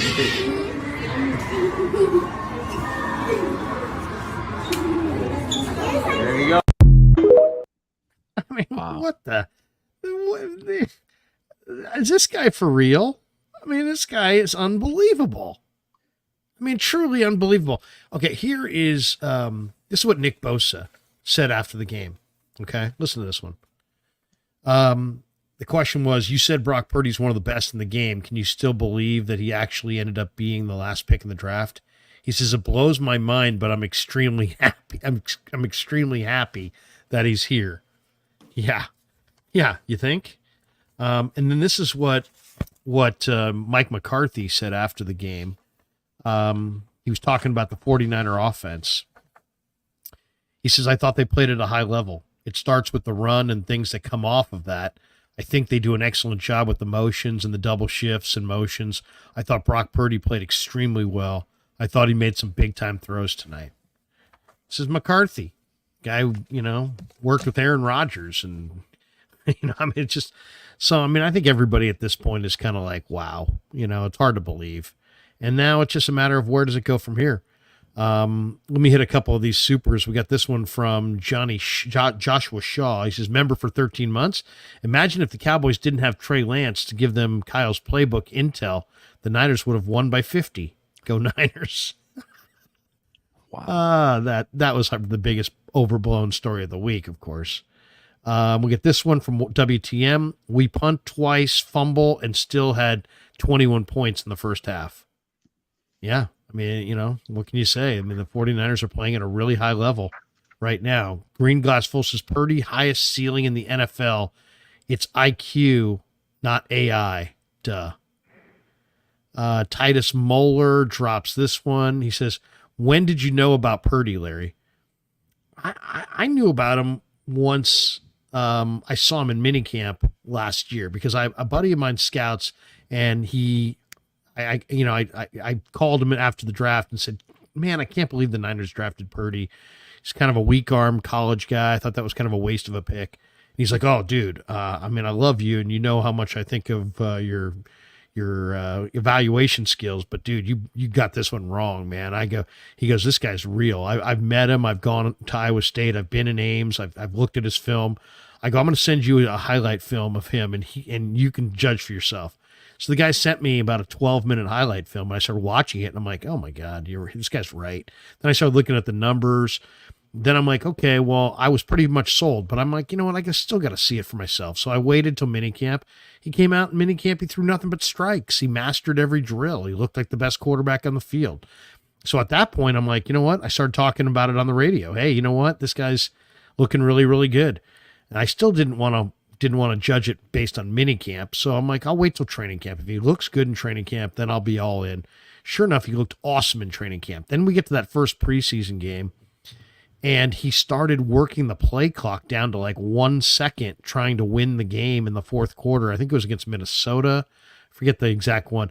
Anyway, the next day I saw Tim Ryan out at practice, and Tim's like, Krug, did you see Purdy? And I go, are you talking about the play clock? He's like, I knew you would know. He's like, yeah, that was amazing, man. He's working the play clock down.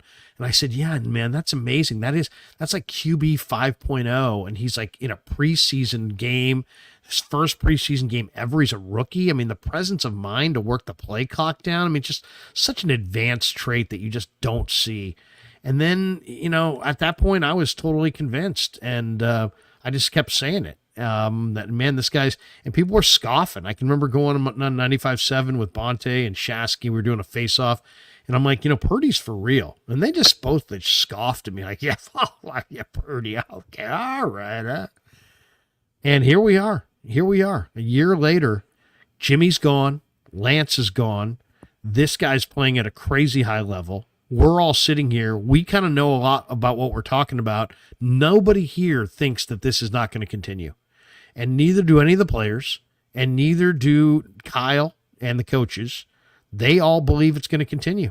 So, Larry, I don't know what to say about it at this point. Larry, it's one of the most amazing, sports stories that we've covered, right? Yeah, I got it's an odd question in a way, but sports happen. No, you cannot borrow money, Dan. And no, Kev is not going to help you build your channel. Okay, that's it. You can't borrow Kev. Sports is a funny way how things happen, but where do you think the Niners, how long do you think it would have happen for the change to be made if, let's say, Trey never gets hurt in week 2 and the Niners just kind of scuffle along, and then they go to Jimmy because maybe Trey doesn't get the job done after 6-8 weeks. They go to Jimmy. Jimmy finishes the season out, and he doesn't get hurt. What do you think would have happened? Do you think they would have eventually said, hey, we're going to go with Brock in this year? Or do you think they would have maybe looked for somebody in the off season? I mean, it's amazing how it worked out, but I mean, that's how sports works. But just think, if those two guys didn't go down, we may never had anything with Purdy. I think Shanahan is a really, really smart guy. And believe it or not, him and his coaches saw what Purdy was in practice. And I know they don't get credit for it necessarily because situational and, it took a while. But I mean, think about it this way. If you knew you were going to cost your boss $3 million, you would probably try to avoid costing your boss $3 million. Well, he knew that he was going to cost his boss $3 million because the Niners advocated to pay Nate Sudfeld $3 million. And they basically cut him loose for Brock Purdy. So obviously they had the conviction there. I mean, they didn't want to tell Jed, hey, Jed, that $3 million that we gave Sudfeld, it's gone. We're cutting him. Jed would be like, normally would be like probably pretty pissed, but I mean, I'm sure they probably said, hey, Jed, we get some good news and we get some bad news. The bad news is you wasted $3 million. The good news is we got this other guy who looks freaking great. So I just think Kyle had conviction in Brock a lot earlier. But it's a great question, Danny, because what if Garoppolo doesn't get hurt? He probably doesn't play at all last year. And then who knows, how the whole thing would have happened with Trey. I don't know. I'll jump in. I think Trey would have been in that scenario that you laid out, Dan. I think Trey probably would have been the starter going into this season, coming back healthy. I think Purdy would have been the backup. I'm with you, Larry. They knew what they had, and I think much like last year, I thought we were headed down a path where Trey was going to be benched for Garoppolo just based on being ineffective at some point if this team wasn't winning. I think it probably would have been a similar scenario this year with Trey being the starting quarterback at the beginning, getting his shot. It wouldn't have necessarily been an open competition between the two because in your scenario, we wouldn't have seen Purdy play yet. So I don't think there would have been a basis for, say, an open competition between the two.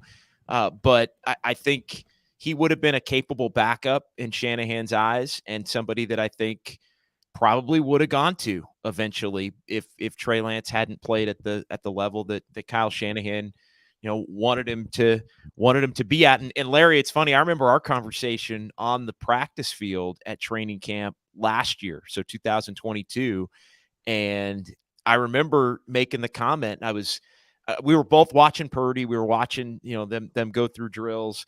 And I said, you kind of remind, this guy's got a little moxie to him. And I said, he reminds you of, and I'm gonna, here's where there's no more praise for me. It kind of reminds me a little bit of Matt McGloin. Like he's confident, he's confident. He's, he looks like he thinks he's pretty good, which I think for being the last pick of the draft is something. And I remember you saying, I think he's better than Matt McGloin. And that was the first time you kind of laid out some of the things that you just relayed. And when you did that, I thought, you know what, I'm going to have to look at this guy. I wasn't sold by any means until I actually saw him play in some games. But I remember that us having that conversation in Santa Clara, it was something that stuck with me as, you know what, I need to give this guy a little bit more of a look, not like, he's Matt McGloin 2.0, because he's obviously a hell of a lot better than that. I'll tell you the moment that I'll never forget. Rye and I were walking into Levi's on the Tuesday after the Dolphins game. And he's like, what do you think the mood's going to be like today? And I'm like, you know what? I kind of think these guys are going to be like, happy-go-lucky, like nothing happened, because I really believe that they see what I see, that this kid can flat out play, and that I bet you they're going to believe. We walked into the room. I mean, the Niners had lost their starting quarterback for the season, and you would never have guessed it. It It was like there was no difference. It was like nothing had happened from the week before. And that told me tons. I was like, oh my goodness, these guys believe in this kid. They believe in this kid. And then he's never really given us much reason to doubt. I mean, to be a supporter of Brock Purdy's is kind of easy at this point. He hasn't lost. You know, I mean, it's not like there's been some Monday where the guy threw 3 picks and got sacked 5 times and looked terrible, and that everybody said he sucked, and you had to stand there and go, no, I don't think he sucks. I think he was just a bad game. He hasn't had that. He hasn't had. The only downside was he got knocked out of the Eagle game. That was it. Other than that, the guy's played great, and he looks like a veteran. What's the last regular season game they lost? Was it to Kansas City last year? Yep. Kansas City last year. October 23rd last year. So we're coming up on a full calendar year. They were 3-4, and that was 2 days after McCaffrey came over from the Panthers, and they remember they got destroyed in that game. It was the defense got eviscerated. The Chiefs were making explosive play after explosive play, and it was the second straight year that the Niners were, after being 3-5 in 2021, they were 3-4, and it's like, what? Like, this team's on the brink of disaster, and then they run the table plus a couple of playoff wins, and the only loss. They've lost 2 games since McCaffrey got here, and they're the 2 teams that played in the Super Bowl, and then the one game that the Niners lost once they got everything dialed was the game where Purdy got hurt. It's incredible. I mean, it's a franchise record now, equaling 15 straight in the regular season, going back to 1989 and 1990. 1989 and 1990 were 2 years the 49ers were they won the Super Bowl in 89, January 90, and then they were in the NFC Championship game. Yeah, that was the year Roger Craig fumbled. Yeah. They had that game against the Giants too. Yeah. So, well, that's pretty much going to do it for us. Let me just read these last supers, and we'll get our final thought and get out of here. Flock says Bruce loves Grant. Okay. Yeah, there you go. Green Glass Full says the only thing Niners are missing right now is Candlestick. Is that right? Is it Candlestick? Is that what he's saying? That's what it looks like. Yeah. David Carnero says, did anyone expect for Kittle to have 3 touchdowns? Well, we did. Low Neal and I in the pregame on 95.7 The Game did say expect Kittle to go crazy in this game, because if you looked at the numbers, Kittle the Cowboys were really bad against the tight end. That's the one spot they just have not, and they really struggle in the middle of the field. I thought it was interesting too. In the postgame, Kyle was asked by Matt Barrows about the flea flicker, and he's like, we practiced it 1 time in practice. They practiced that play 1 time all week and carried it out. So that was incredible to see. He did say they practice it every week, though. Like a bunch of the players came up and said, that play's been in for about 1.5 years, and we never run it in the game. I guess the only time they ran it in a game was in the NFC Championship game, but they did it in the second. It was when McCaffrey was playing quarterback. So McCaffrey was the quarterback on the play, and Kittle said in the press conference that he was basically quadruple covered because there was no threat. Because everything was out of whack because McCaffrey was the playing quarterback. But he said that's the only time they run it, and it's in their calls every week as something they might run, but ironic is it the Lions ran the same exact play today. Yeah, I know, and Kyle talked about that. When the Niners hit it, I said I just saw the Lions run this play to Laporta. Oh yeah, Kittle said. Oh yeah, that got me some points today because I had Goff and Laporta. Yeah, Kittle said he was watching the game this morning and texted the tight end coach and said, "Hey, they just ran our play. How'd they know our play? Obviously, it's a play, but he's like, well, we're gonna run it better." The tight end coach said to Kittle, according to Kittle, it was smoother. And it was Laporta stumbled a little bit. Yeah, and it was for more yards. I think Kittle said it was 8 or 9 yards more. Yeah. Maya Ridley says, "Here's $4.99," and then she comes back with $1.99. Kevin's hair looks great. Let's go Niners. Look at that. Thank you. Kevin's getting thank you. Lorenzo Pinto says legendary Gary Radnich would have said freaking genius. Larry Krueger. Brock looked fantastic against a very good defense. Warner was the MVP to me. Gary would be touting me. There's no question about it. That's why I loved him. All right, guys, final thoughts on this one. Incredible night for the Niners. And let me thank all of our sponsors, by the way. On the bottom of the screen there, Marin Auto Glass, check them out, marinautoglass.com, 415-883-3030. You shatter a windshield, you need someone to pop out the old one, glaze in a new one, sweep away the glass, marinautoglass.com. The great Saeed, the owner, 415-883-3030, big proud sponsors of the Krug Show. New York style Italian sausage, the best Italian sausage there is. New York style Italian sausage. We're also brought to you by Mojo Fantasy and Underdog Fantasy. And we are, of course, the title sponsor of the Krug Show is Pig and a Pickle, the best barbecue in all of Northern California. Check them out in Emeryville, Corte Madera. They're open 7 days a week from 11 a.m. till 8 p.m. or until they run out. Get the brisket chili. Go side of Damon and Mary. Tell them that Larry Krueger sent you. Pig and a Pickle, the best barbecue you're going to find. Final thoughts. Let's go around the room. Baller, final thoughts on this one with over 1,000 people still in the room, almost approaching 2 hours into our live stream. It's 11:10 the West Coast, 2:10 East Coast, but the YouTube audience is still out there in abundance. So give us your final take on the game. Hey, we are watching greatness. I don't need to give you the coaching cliches, right? One game at a time. We're off to Cincinnati. This 49er team, something special is brewing. If they keep playing like this, we're coming home with a Lombardi. Okay, so enjoy the ride because we're watching dominance and greatness. Fellas, it's been a blast. Hey, tomorrow, to the chat, tomorrow I got the live show on my channel with my what boys time? from straight out of the Bay, right after Monday Night Football, 8:15. We're live with me and 3 of my buddies. Hey, join us there. The channel's right here on the name, Bay Area Baller 18. Hey, fellas, had a blast. Can't wait to talk to y'all next week. Sounds good. Bay Area Baller 18. Make sure everybody goes over to Bay Area Baller 18. Give him a follow. I appreciate you, Danny.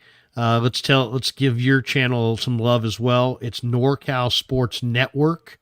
Yeah, it's not spelled like that's my Twitter up there, but it's all spelled your Twitter, out. But it's just type in NorCal Sports Network and you look for the California flag with the bear on it. That's Danny's channel, and it's been up and operating for less than a year, but he's doing great with it. Danny, your final thoughts on the game tonight? Yeah, just a clinic. It was a clinic, and they played unbelievable. Again, it's a week-to-week thing. My biggest thing is as far as, and it's the one thing you can't kind of plan on is injuries. I just hope they stay healthy because key guys, if they stay healthy, I really don't think anybody can stop them. I think the only thing that can stop the Niners is injuries. That's it. I mean, they're too loaded at every position. They have depth. They have the right focus, coaching. Everything is there. Like Baller said, it's very special.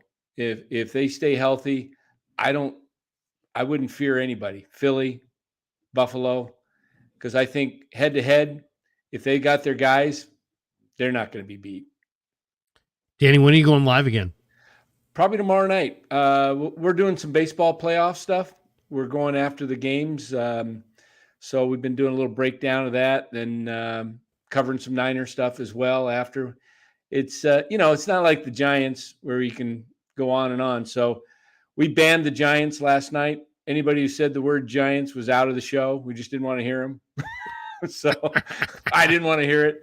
So, but we still get a little bit into it. But we'll be on tomorrow night probably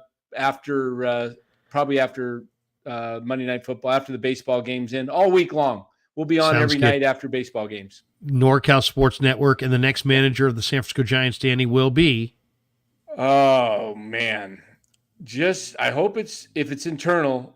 I only got one guy, and that's Ron Wotus. If it's anybody else like Correa or anything like that, I'm going to flip a gasket. I'm going to blow a gasket, man. But you know, I wouldn't mind a Stephen Vogt. I wouldn't mind I like that too. Heard Pat Burrell's name thrown around. No. But I don't know. One name that's kind of interesting, and it's because he was a hitting coach when he was with the Giants.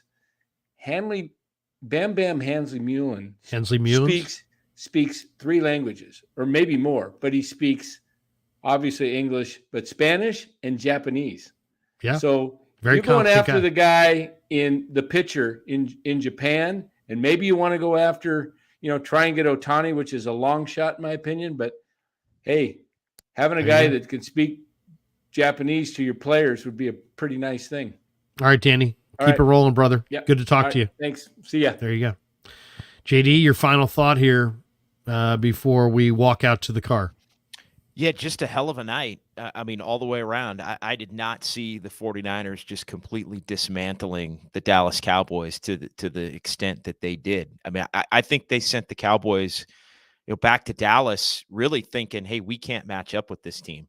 And, because both teams circled this game on the calendar.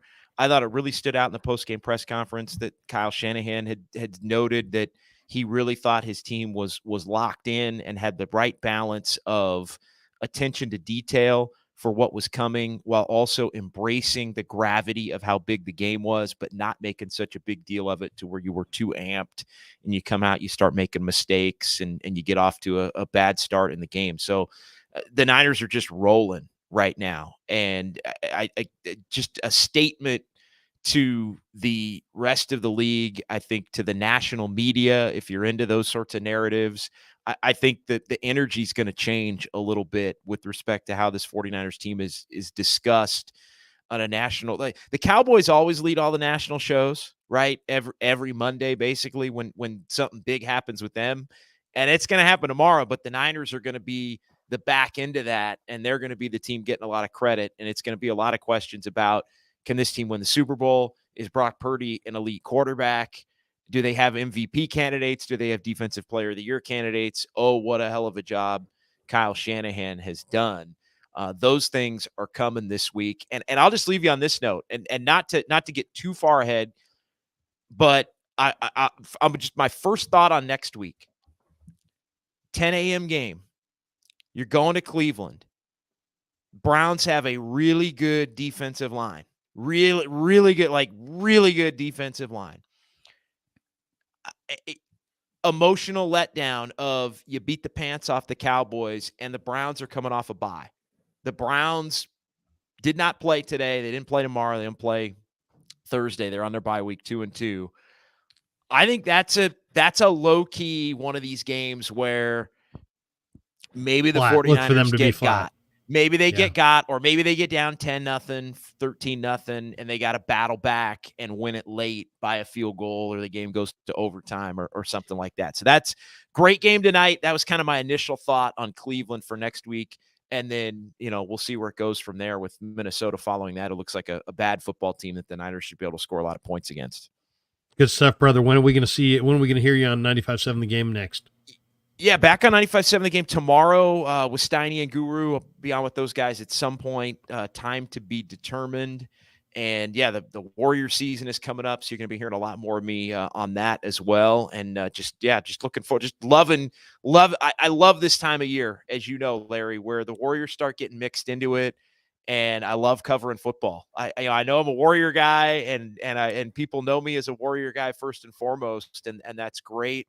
I love covering the 49ers. I love covering the NFL, and they're doing something special right now. Like, this team is on to, for this 2023 season, something special. As Monte Ellis once said, you're a Warriors, and you're always going to be a Warriors. Exactly. We'll talk to you soon, brother. All right, I'm riding my moped back in honor of Monte. We'll see you in a few minutes. JD. JD's here, still with me here at Levi's. Kev, we got one more super. Jabus says, here's $2. Larry, give us a Scott McLuhan praising Purdy. I don't think he wants Scott McLuhan. I think he wants Trent Baalke. So I'll just say this. The kid's got tremendous talent. And I'll tell you, he's got 2 good ACLs, Lowry. This guy can really flat out wing it. He's a hell of a young player. What's your Scott McLuhan impersonation? I don't do a Scott McLuhan impersonation. Yeah. Yeah, good stuff though, man. Yeah. Hey, sorry, I was kind of zoned out for that last part because I was making the reels of your interview questions. Oh my God, send me some reels. Yeah, I'll text you those. And by the way, congratulations to you, to me, to both of us. 25,000 subs today. While we're sitting here, it's a great just kind of messing around. 25,000 subs. So that you're a huge part of that. I don't know if people realize that, but Kevin joined the channel, and started creating videos. And now if you go look at our channel, not only do we have live streams, but we have some incredible videos, and the videos have really fueled the growth of this channel. And you can chart where this channel took off really from when Kev joined the mix. So love you, brother. Love you. You do a great job. And I was just joking. You're not my fourth best kid. You're definitely top two. I really like definitely the he's a system child. He's a system kid. That's a good one. I'm gonna have to use that one. Maybe we ought to get a t-shirt, system kid. We got to work on our t-shirt. Yeah, I should get a system child shirt. Yeah, seriously. JJ says Kev's the real MVP. Yeah, no question. Dusty Gold says pay the man. Oh, he's getting paid. Believe me. At this point, I really like JD's point about the Browns. I really could. I guarantee you, there's a podcast I listen to for sports betting. They're gonna say tonight they're gonna be get the Browns at +6 or +6.5 or whatever the line's gonna be. Like that's gonna be the sharp side. It's gonna be Browns plus whatever the points. Yeah. David Muschek says you guys are well deserving of the 25,000 and beyond. It's been a nice ride with you guys. Thank you, David. We appreciate it. We're having a lot of fun. We're going to keep putting out awesome content every single week. We've got this one from DJ Molly says Ralph Barbier impersonation. It was a great performance. There's no doubt in my mind that Brock Purdy is special. I just asked Tom. All right, there you go. That's my Ralph. Kev, awesome stuff. Congratulations once again on 25,000. Couldn't have done it without you. Love you. And what can we say? You got we got this one from where is it? Somebody in here said you guys rock. But yeah, thanks to everybody. Where is it? Oh, here it is. Frank Tom Ocean. Frank Tom Ocean says you guys rock. Kev's videos have been fantastic and lots of great stuff. So we got 49ers who says, 49er Josh says, you're lazy, Larry. You're lazy. I love you, boy, but you're fucking lazy. All right, man, that's going to do it for us. Great stuff. Thanks to everybody. And check me out tomorrow morning at 8 a.m. with Damon Bruce on both of our channels with our sponsored show, Wake Up 49ers, brought to you by Palmetto Superfoods. And until then, have a great night, everybody. Kev, be well, man. Talk to you soon. Peace. Yeah, never met a man I've been scared of. Careful, you gon' get exactly what you asked for.